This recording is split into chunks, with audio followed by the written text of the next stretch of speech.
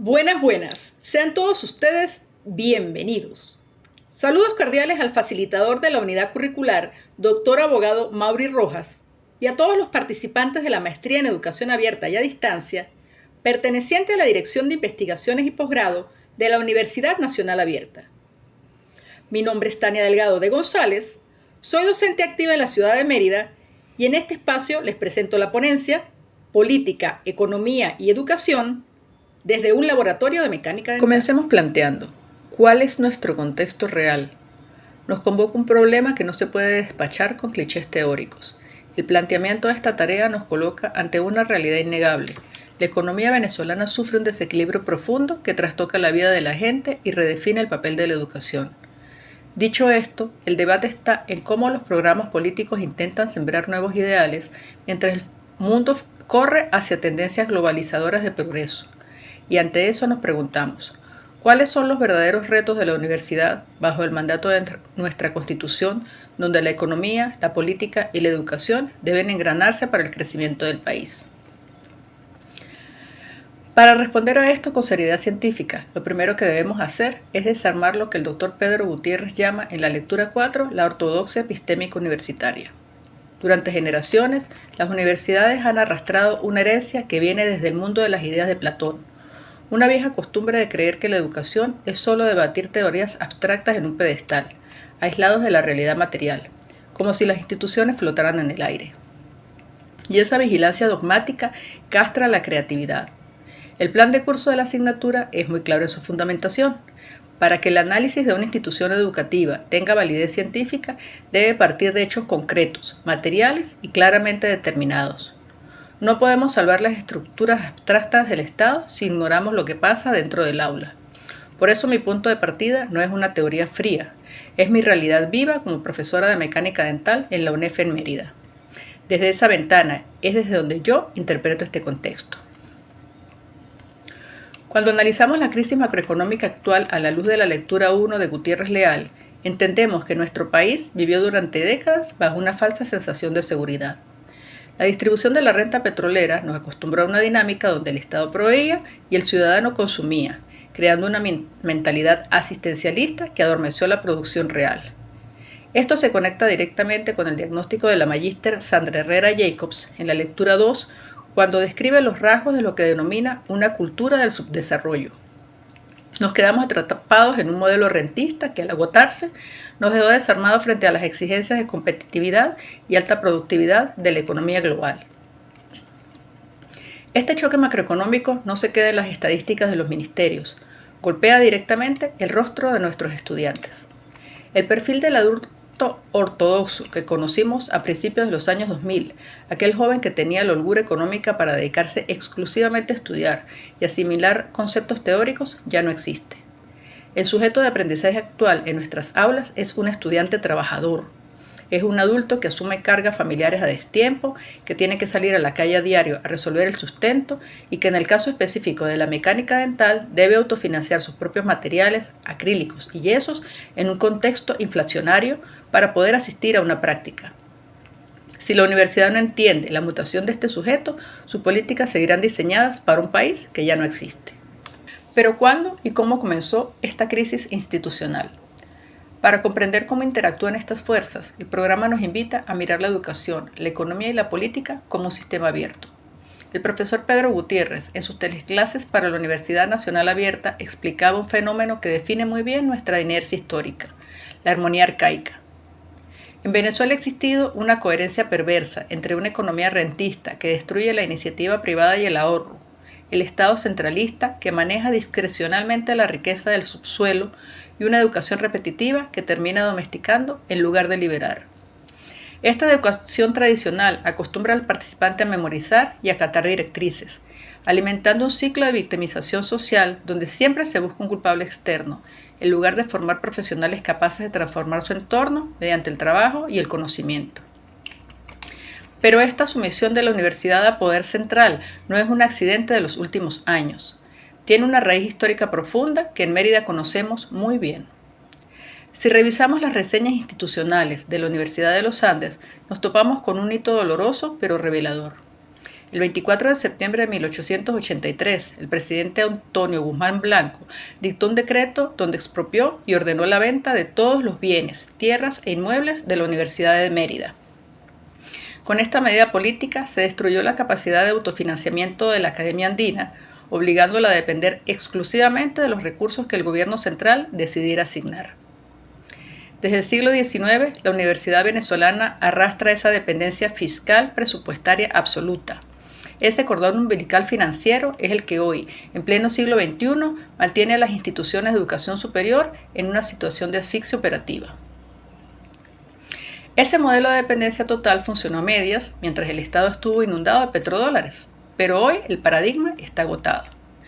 Académicos contemporáneos como el doctor Claudio Bifano señalan que el modelo universitario nacido en 1958 está clínicamente muerto.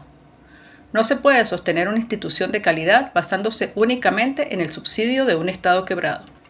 Bifano es muy crítico con las tablas de homologación salarial uniformes impuestas desde el centro, porque esa estandarización destruye el mérito, pulveriza el incentivo para que el profesor investigue y condena al cuerpo docente a la pobreza, provocando una fuga de talento masiva.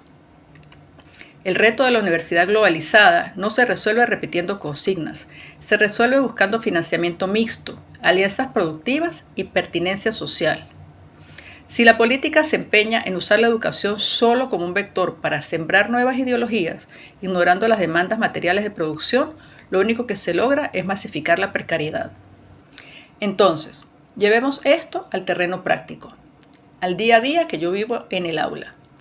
¿Cuál es mi realidad en el laboratorio? En Mérida nos enfrentamos a una contradicción económica muy dura, que me permito describir como un efecto embudo socioproductivo.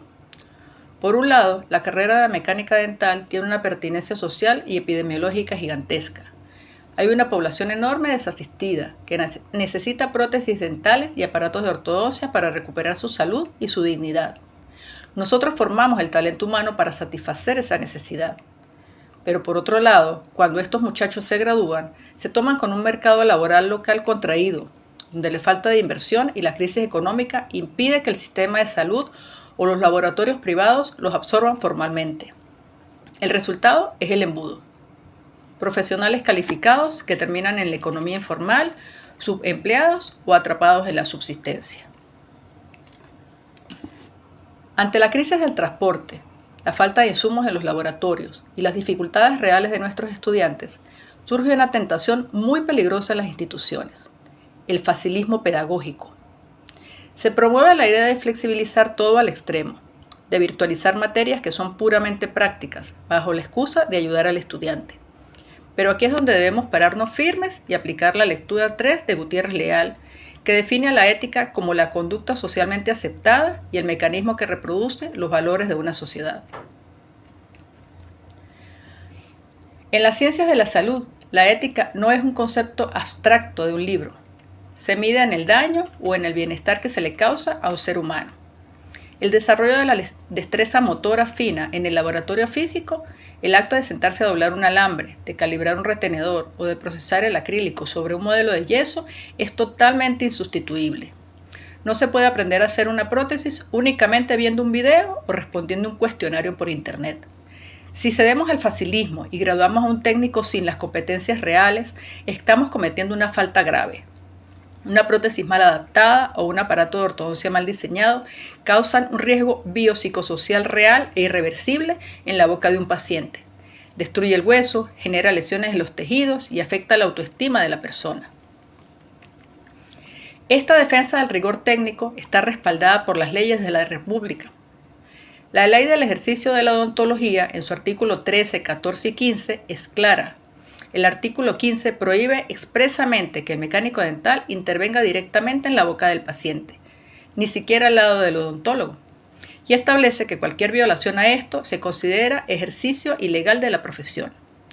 Por lo tanto, el trabajo de nuestros egresados debe ser perfecto en el laboratorio para que calce con exactitud en la clínica. Exigir rigor en el laboratorio físico no es ser anticuado ni oponerse a la tecnología. Es un acto de bioética, de protección a la salud pública y de respeto al ciudadano.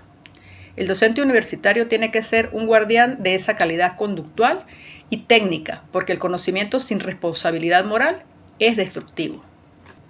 Ahora bien, ¿cómo resolvemos este dilema desde el campo de la educación abierta y a distancia? No nos podemos quedar en la queja. El verdadero desafío de este posgrado en la Universidad Nacional Abierta es proponer soluciones factibles, sostenibles y sobre todo realistas. La alternativa que yo he puesto en práctica en Mérida es la hibridación inteligente.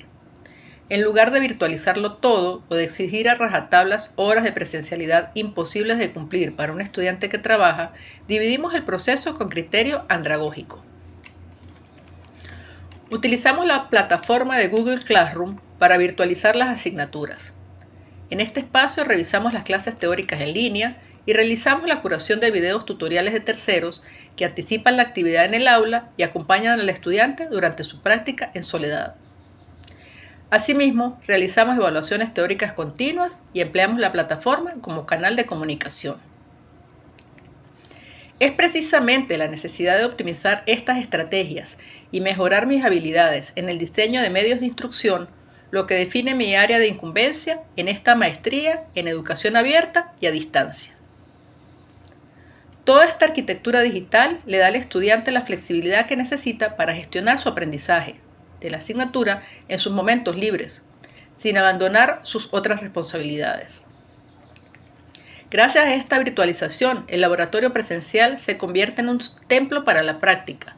Cuando el estudiante va a la universidad, no va a escuchar un dictado, va directo a tocar el material, a intentarlo, a equivocarse, a acrilizar, a pulir y a recibir la asesoría directa de su facilitador. Pero esta transformación metodológica nos obliga a cambiar también la forma de evaluar. El examen memorístico tradicional, punitivo y teórico, el examen de bolitas, no sirve para medir el saber hacer.